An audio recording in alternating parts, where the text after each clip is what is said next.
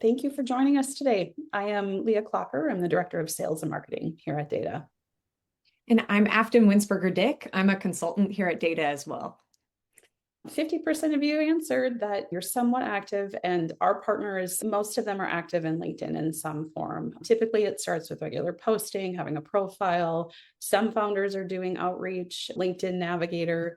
But the companies that see traction from LinkedIn typically have a clear strategy to help the buyers understand the position of your organization, what problems they're solving, and why it matters. So LinkedIn, for those of you that are not so active yet, it's moved beyond a place to network, and it's one of the largest professional ecosystems out there. So it's a great place to be if you're in the B2B space. Buyers spend more time conducting independent research before they're talking to sales. You might experience this when they're reaching out for a demo or learning about your product.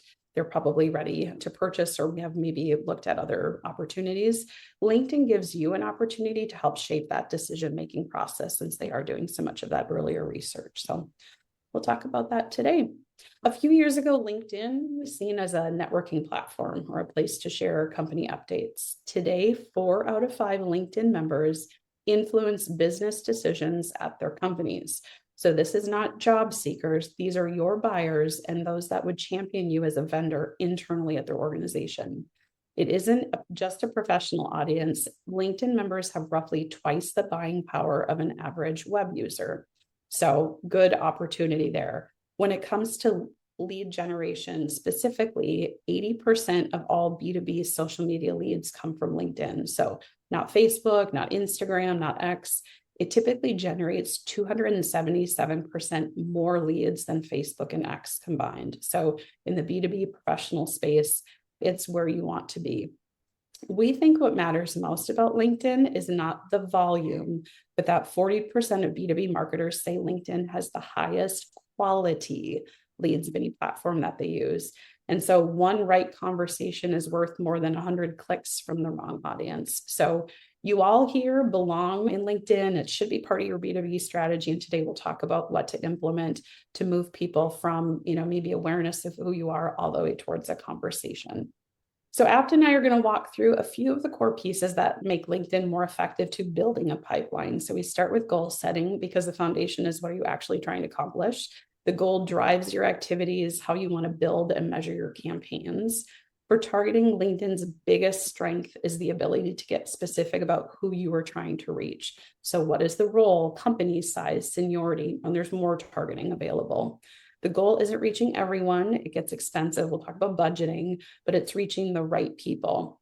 Strong campaigns aren't just measured by clicks or impressions. We'll look at what signals help you understand whether a campaign is building the engagement and trust you need and the momentum from your audience to move from the top of your funnel all the way down to a sale. And then finally, we'll spend time on budgeting. So it's not how to spend more, but spending smarter. LinkedIn will happily take your money as well as any other ad platform, but you want to think of this investment to drive meaningful results. So we'll walk through how to think about the investment based on your goals and your audience size. So I'll pass it off to Afton to get us kicked off today. Awesome. Thanks, Leah. So to start, we want to frame LinkedIn as a strategic channel, not just another platform for your marketing strategy to post on. Yeah. Most B2B companies treat LinkedIn as one or the other, organic posting or paid ads. And the teams that are generating pipeline are typically using both. So organic builds familiarity and trust.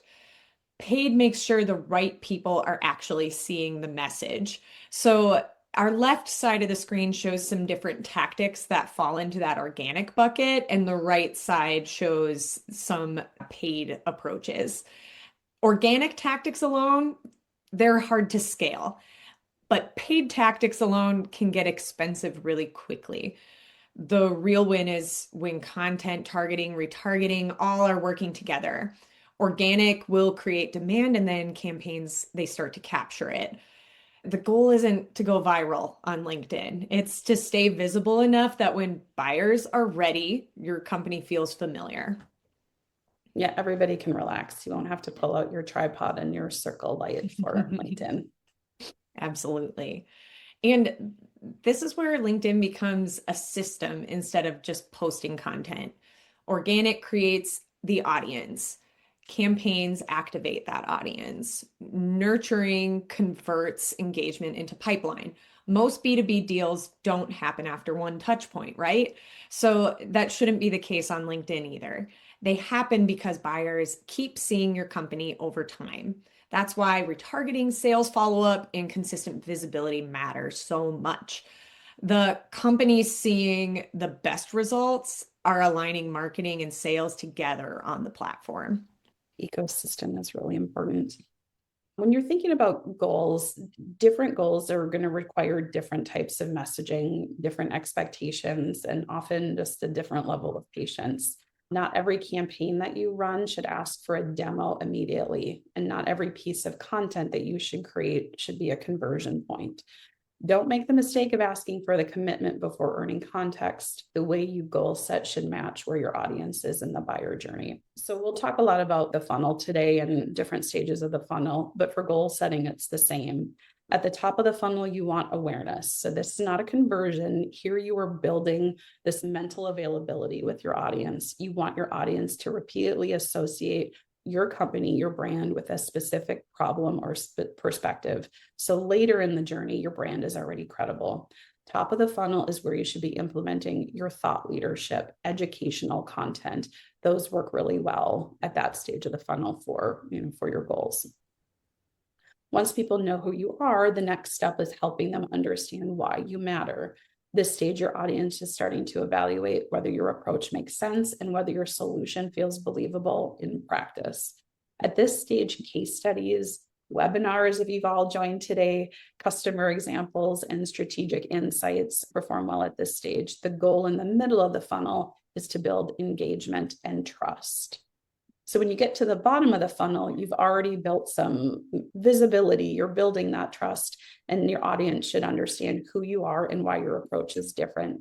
Now, at this stage, you are helping them take that next step. This is where your messaging becomes more about direct and outcome-oriented tactics. Book a meeting with us, request a demo, download our fabulous resource. This is where you start that sales conversation. LOFU, if no one's heard of LOFU, that's lower of the funnel. Typically, it can be associated with bottom of the funnel, but today we'll treat that as your current customer, so even lower in that sales funnel. Your existing customers are still evaluating your value after they purchase your product or after the sale. Are they aware of your new capabilities? Do they trust your company to continue to evolve? This stage should focus on deepening the relationships through customer education, thought leadership, and expansion opportunities. Depending on the content strategy that you have at your organization, you can often implement similar tactics at kind of more of that top middle as conversion as well. So for example, today's webinar, we're happy to see many of our current partners join us today, but many of you are not. So it's a nice kind of middle of the funnel and conversion piece that you can use. So I'll pass it back to Afton to talk about LinkedIn strategies.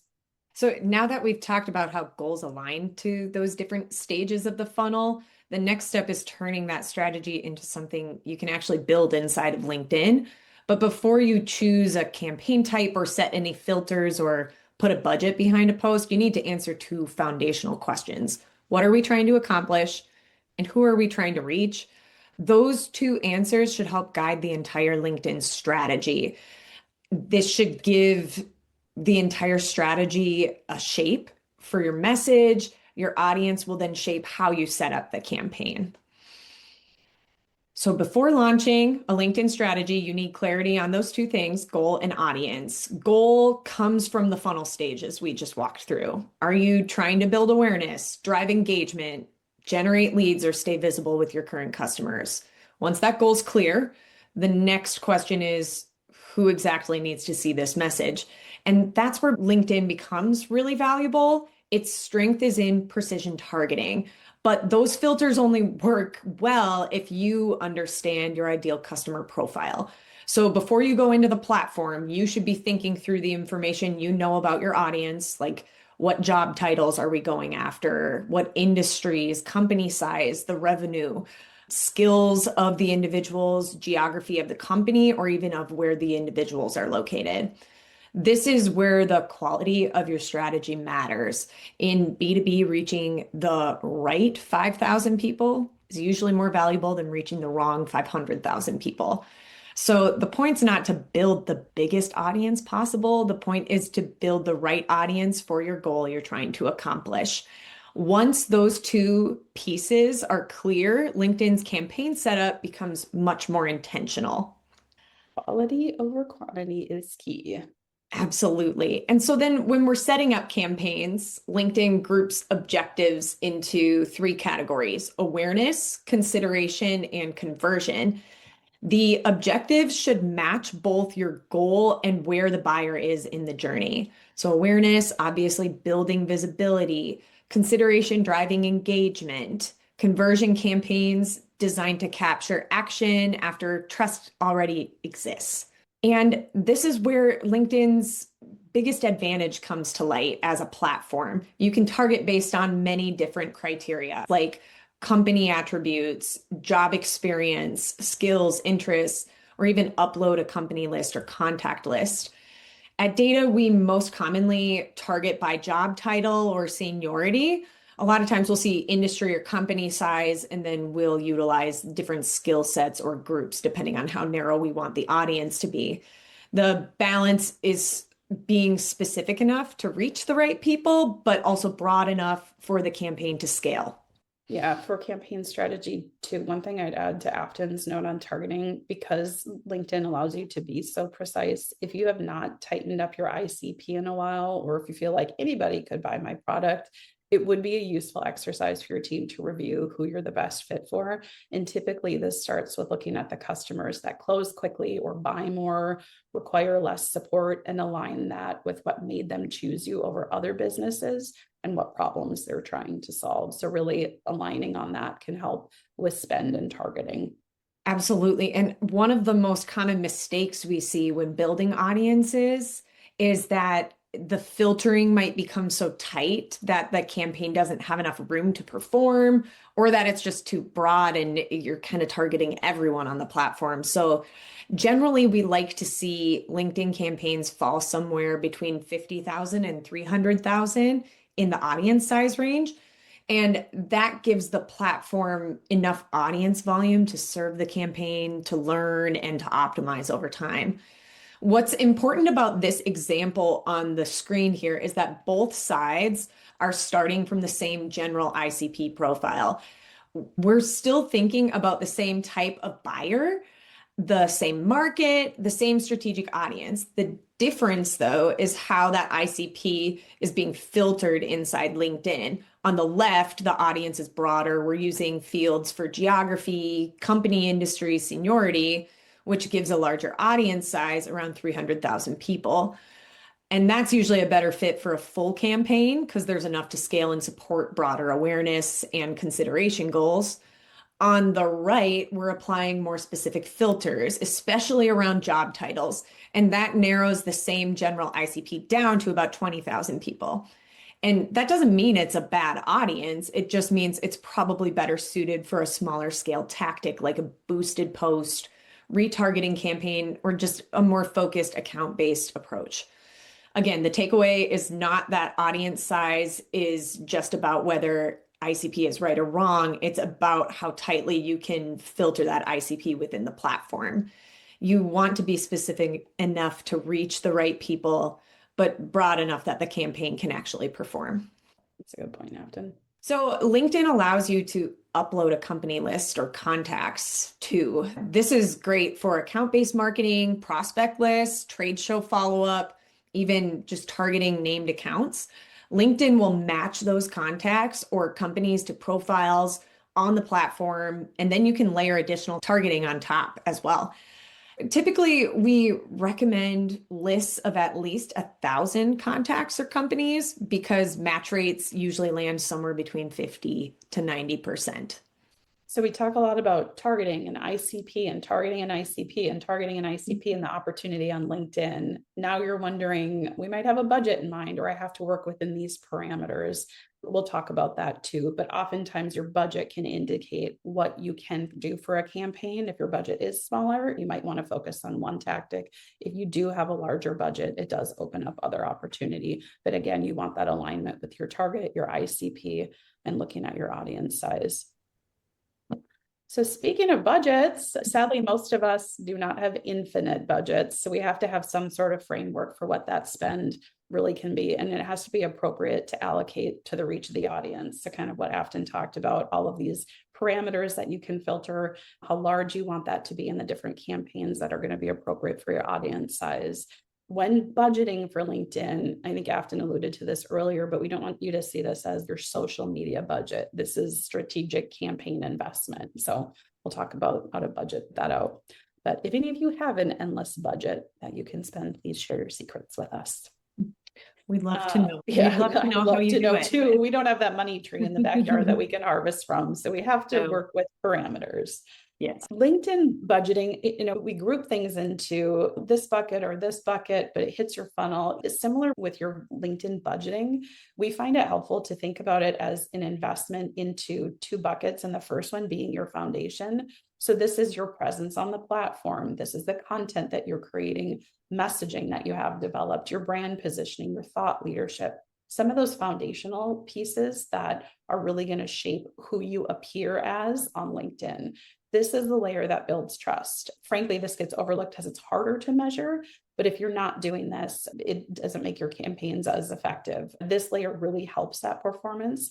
And if your message is unclear or your content lacks that credibility, your paid campaigns can only go so far. So this foundational piece is so important in establishing a good presence on LinkedIn. That second budget moves into that amplification of your distribution. So what are the paid opportunities for you to take your content, what you've created, and share that with a larger group on LinkedIn? So this is the paid promotion of boosted posts, retargeting campaign, the lead generation, and sponsored content. You want to have budget allocated to both, but the paid campaigns do work best if that foundational piece is in place. LinkedIn is definitely more expensive from a cost per click and cost per lead perspective, but the trade-off is that audience quality. You're able to filter out, Afton talked about the audience of starting with the same ICP and with different filtering, you're either having a broad audience or something very narrow. So some teams are willing to pay more because the platform reaches the exact audience they need to get in front of. So repeated exposure, like other campaigns, you need to be showing up multiple times for people to build trust. So depending on your goal, your impression targets might look different. If you're running something where you need that light awareness, you may only need a first few impressions. If you're trying to promote a helpful resource or a piece of content that you created, that's going to require more consistency. And if you're entering a highly competitive campaign where you want a higher frequency to stay visible, your budget is going to want to align with that. So the guidelines that we have up are not exact, but this is generally our recommendation for campaign budget based on your audience size and the tactic that you are implementing. Back to Afton. And Leah, we did have a question in the comments about if you're a B2B company that you have a smaller total addressable market, how does that affect things? And we'll get into some of the tactics here in a second, but do you have any additional comments on that as we broke down some of the audience size guidelines with the budget that we attached it to?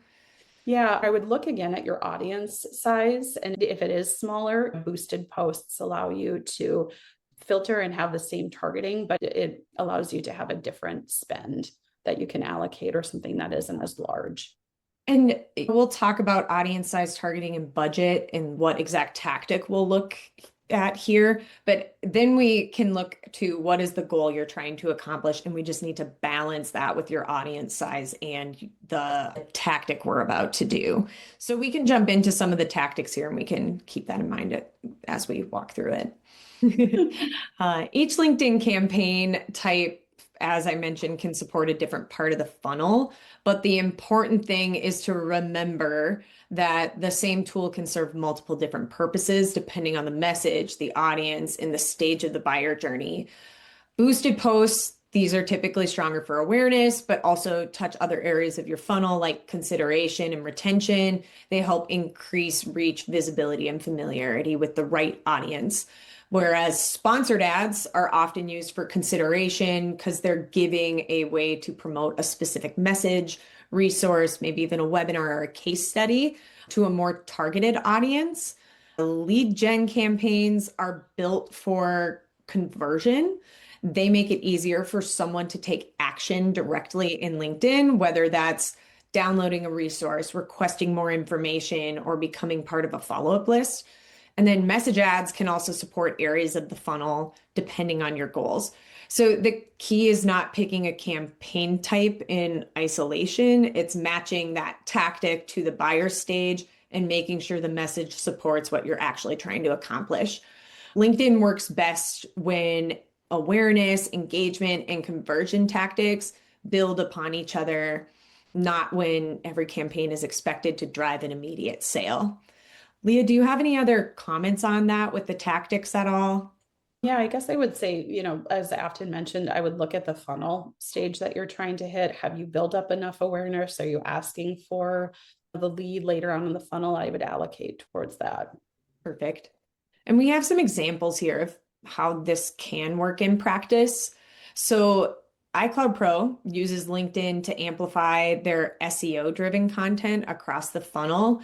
Their boosted posts help promote more top-of-funnel content and drive visibility around educational resources like guides or thought leadership content. So at the same time, they're also using LinkedIn lead gen campaigns with native forms so prospects can access those resources without leaving the platform. And that creates a much more streamlined experience because the user doesn't have to click away, land on a website, and then complete a separate form. The result is a content ecosystem that does two things at once. It creates visibility with the right audience and captures interest from people who may be worth nurturing further. So for this campaign, they're generating around 2 to 7 leads per month through LinkedIn lead gen. But the important thing to keep in mind is that these leads are not immediate sales opportunities. A lot of them are earlier in their journey.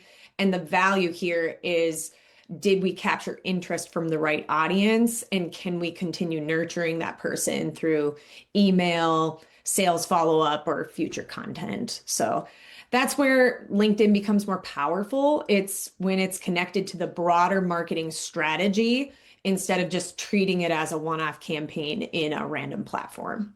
Exactly. Your metrics and what you look at for success indicators should also align with the type of activity and goal that you're focused on. So the goal with looking at our funnels, we want to create enough visibility and credibility at the top. So when you're looking for that conversion from your buyer, that becomes easier. In the B2B sales process, many of you might feel this, it often takes months up to years, and buying decisions don't move in that straight line from A to B to C to D. It's really important that you measure success beyond just the lead that came from LinkedIn. It's all of that work working up to that becomes equally as important. When we look at the stages and what to measure at the different stages, the awareness stages, we're looking for signals that tell us whether we're reaching the right audience consistently. So here at the top of the funnel, if you're boosting some posts, you're sharing information, you want to look at metrics like impressions and reach. Are you getting more followers? Is your profile getting views? This helps you understand if your visibility and brand awareness are increasing over time. That consideration or middle of the funnel is where we start to look for signals that people aren't just seeing the content, but they're engaging with it in a meaningful way. So is your post getting shares or mentions? Are you getting profile followers? If yes, it probably means that your content is resonating. So this is where LinkedIn influences that business activity. You're getting DMs, you're getting connections, you're getting meetings booked.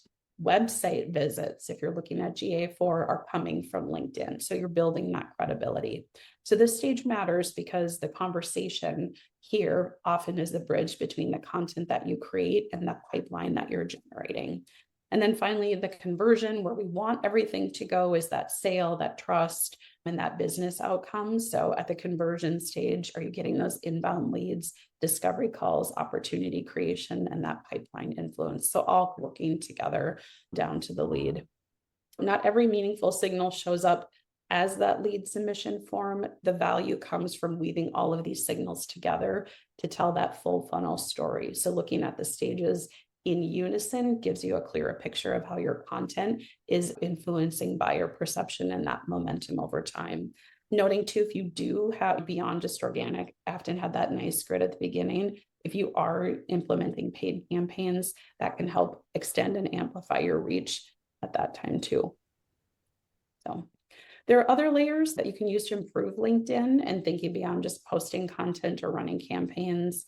Tools like LinkedIn Sales Navigator, a lot of you mentioned that you're already using, can help your team build more intentional prospect lists. They better understand who you're trying to reach. It's great for building a strong ICP. Commenting strategies allows you to engage in relevant posts and create visibility with the right audience without always needing to publish original content yourself, and it helps create a more natural, credible presence.